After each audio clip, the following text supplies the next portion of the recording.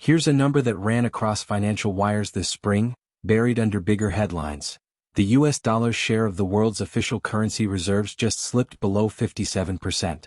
That's the lowest it's been since 1995. Footnote 1. Compare that to 2001, when the number sat above 70%, and you're looking at a 15-point decline. 15 points doesn't sound like an earthquake. Bear with it, it isn't one yet. But here's the thing that makes this number different from every other dollar in decline headline you've scrolled past for the last decade. This time, there's somewhere for the money to actually go. Not a rival currency stepping up to wear the crown. Something quieter, a payment rail built specifically to move money without ever touching a dollar-cleared bank, and it has, as of this writing, already processed north of 55 billion actual dollars worth of actual trade. Footnote 2. Not a white paper. Not a pilot. A functioning system doing functioning volume right now. 3 episodes ago we told you about a toll booth in the Strait of Hormuz that got paid in yuan. That toll booth wasn't an anomaly. It was a demonstration. This episode is about the infrastructure that made the demonstration possible, and the 70-year-old economic arrangement it's quietly eating into. The numbers and the mechanics.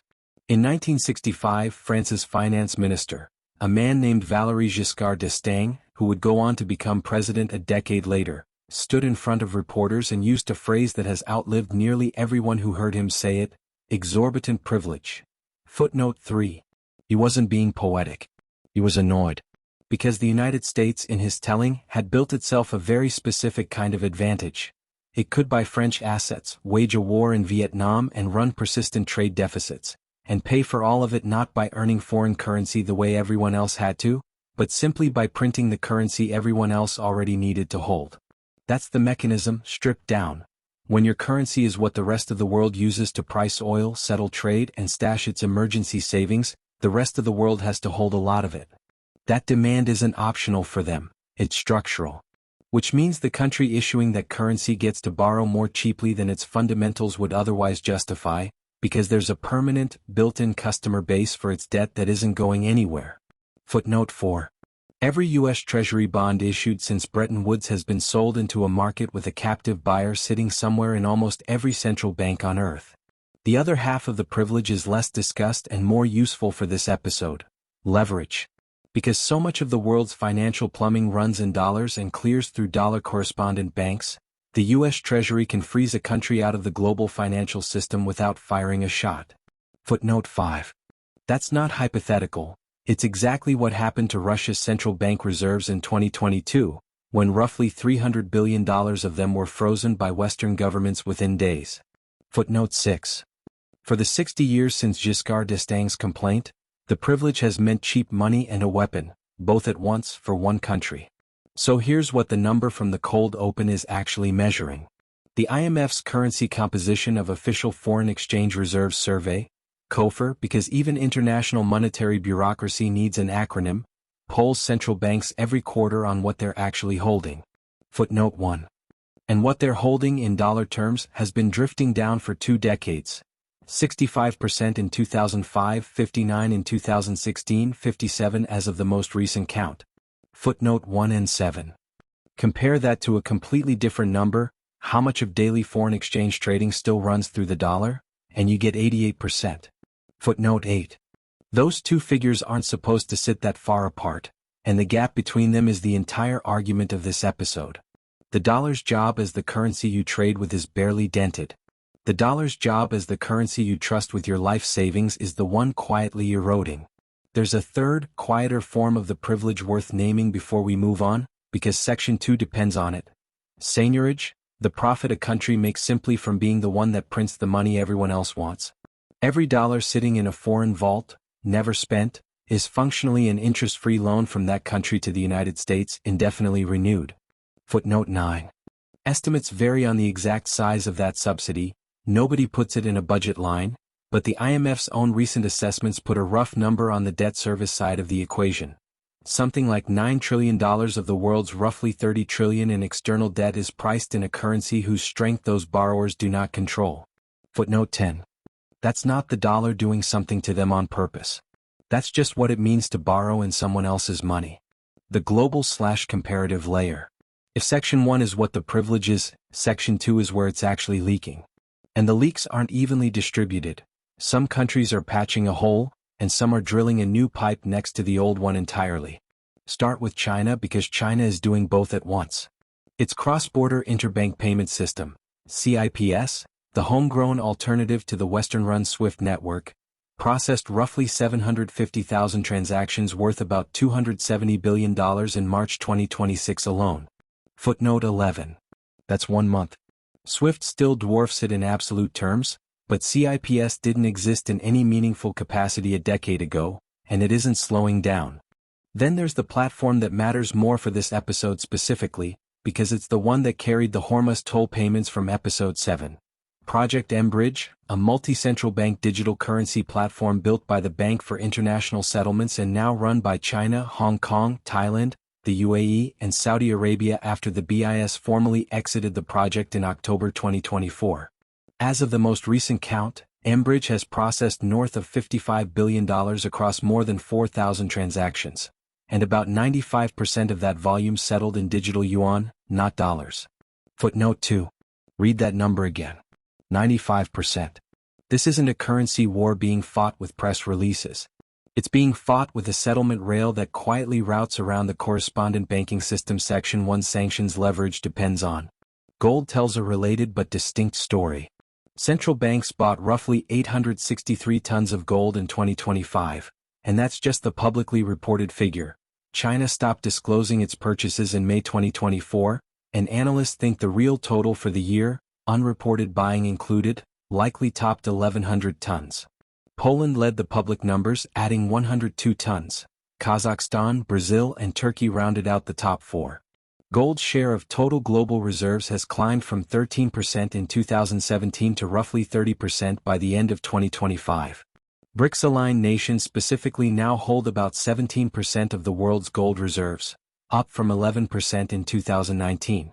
Footnote 12. Here's the number that should complicate the tidy version of this story, though, because this show doesn't do tidy.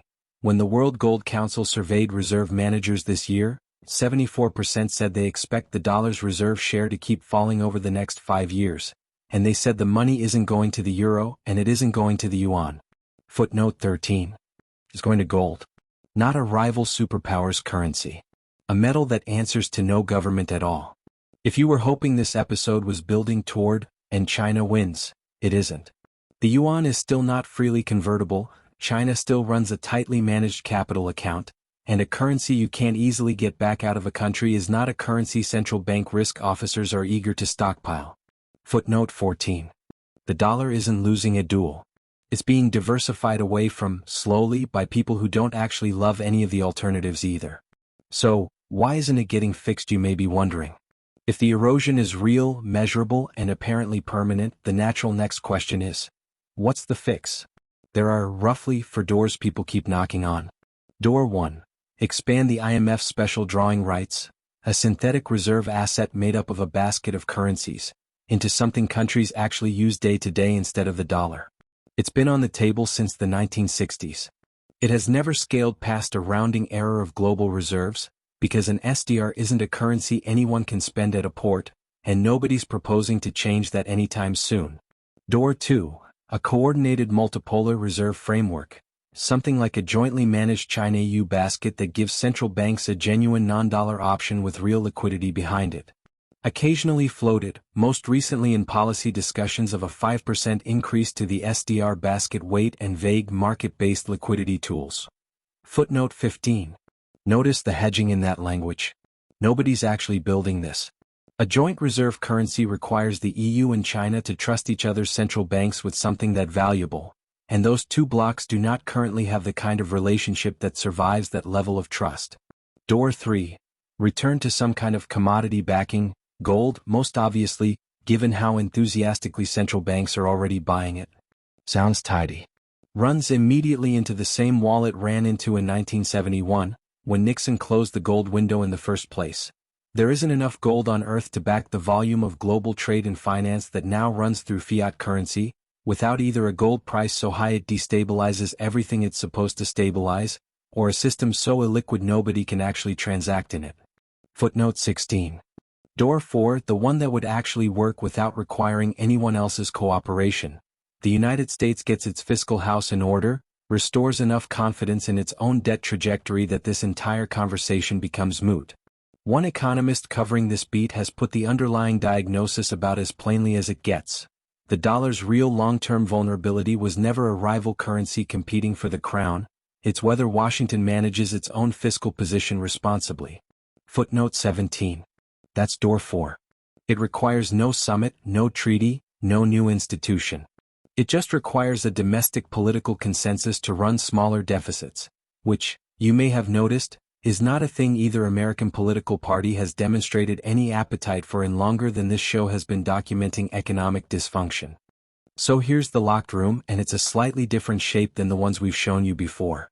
Every door has a locked room behind it, but this time the room isn't hiding an incumbent protecting its turf. It's a mirror.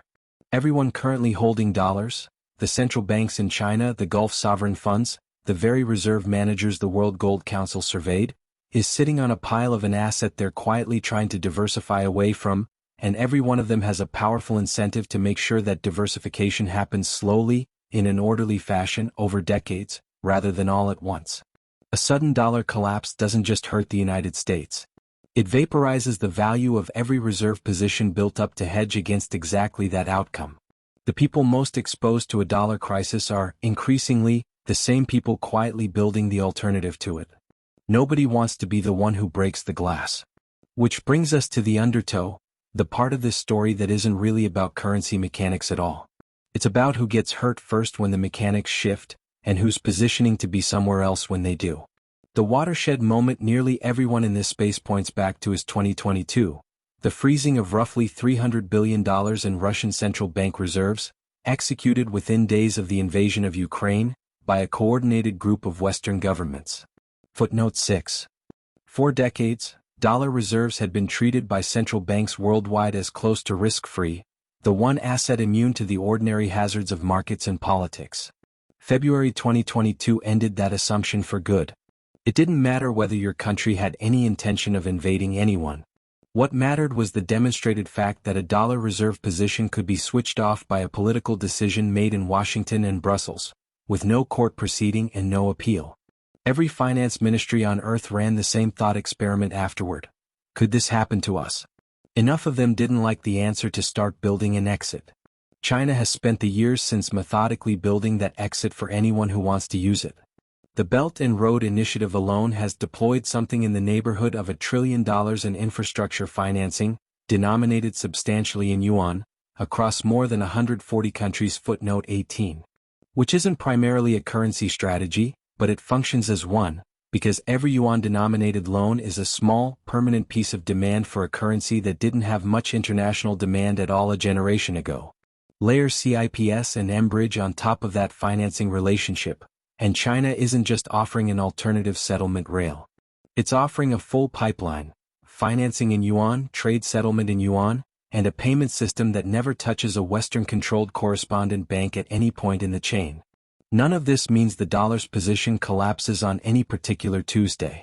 The transactional numbers from Section 1, 88% of foreign exchange trading, roughly half of global cross-border liabilities, haven't moved nearly as much as the reserve numbers have. Footnote 8. What's actually happening is closer to what it looked like when the interstate highway system got built next to an aging rail network. The old infrastructure didn't get torn up. It just stopped being the only way to move something, and every year a little more traffic finds the new road, because it's slightly more convenient than the old one, and slightly harder for anyone to put up a checkpoint on. The dollar isn't being attacked. It's being made optional, one settlement at a time, by people who remember exactly what happened the last time they had no other option.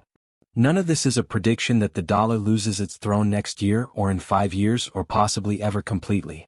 What it is a measurement. And the measurement says the exorbitant privilege Giscard d'Estaing complained about in 1965 is exorbitant in a slightly smaller way than it used to be, every single quarter, on a schedule nobody controls and nobody can vote to stop. There's one more layer to this story we haven't touched yet, and it's closer to home than a settlement rail in Shanghai. An institution managing one interest rate for 20 different economies, trying to hold a currency union together while the ground underneath it moves. That's next.